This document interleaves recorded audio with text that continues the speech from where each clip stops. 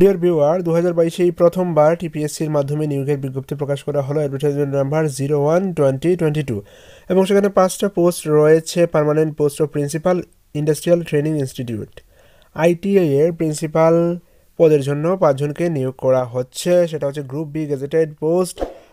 সেটা হচ্ছে পেমেট্রিক্স 2018 পেমেন্ট 3 অনুযায়ী 10,230 থেকে 34,800, সঙ্গে গ্রেড পে 4,800 টাকা থাকছে। তো এর বিষয়ে পুরো ডিটেইল আমরা জেনে পত্রিকায় যেটা প্রকাশ করা হয়েছে। অ্যাডভার্টাইজমেন্টের কপিও কিন্তু আপনারা ওয়েবসাইট থেকে ডাউনলোড করে নিতে পারেন চাইলে।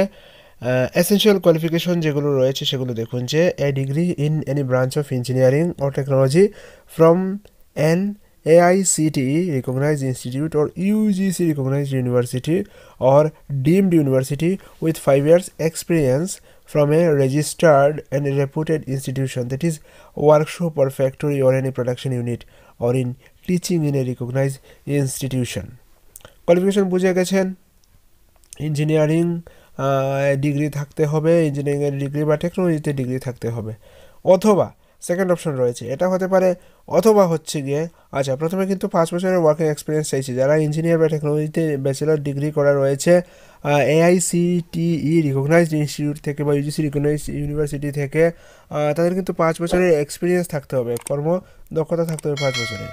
অথবা সেকেন্ড অপশন রয়েছে diploma in any branch of engineering or technology from an AICTE recognised institute or UGC recognised university with 8 years experience from a registered and reputed institution, that is workshop or a factory or any production unit, or in teaching in a recognized institution.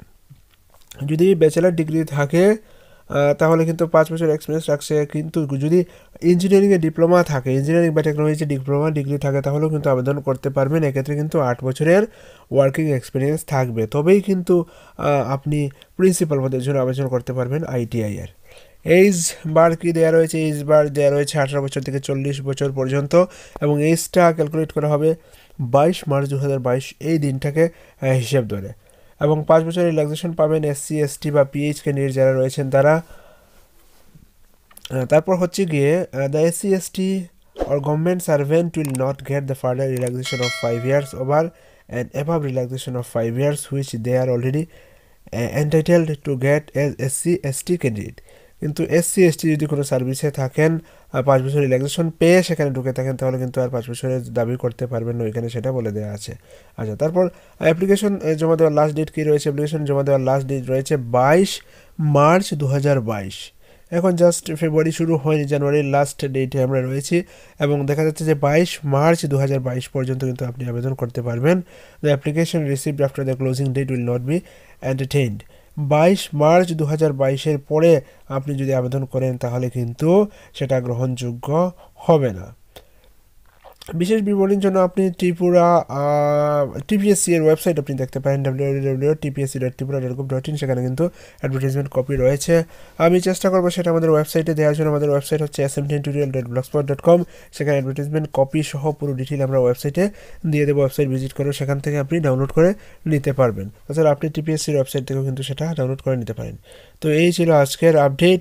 পরবর্তীতে যখনই কোনো চাকরি সংক্রান্ত কিংবা study সংক্রান্ত update আসে অবশ্যই আপনাদের সঙ্গে শেয়ার করবো, সেজন্য কিন্তু SMDN টিউটোরিয়াল চ্যানেলের সঙ্গে থাকতে হবে। ধন্যবাদ সবাইকে।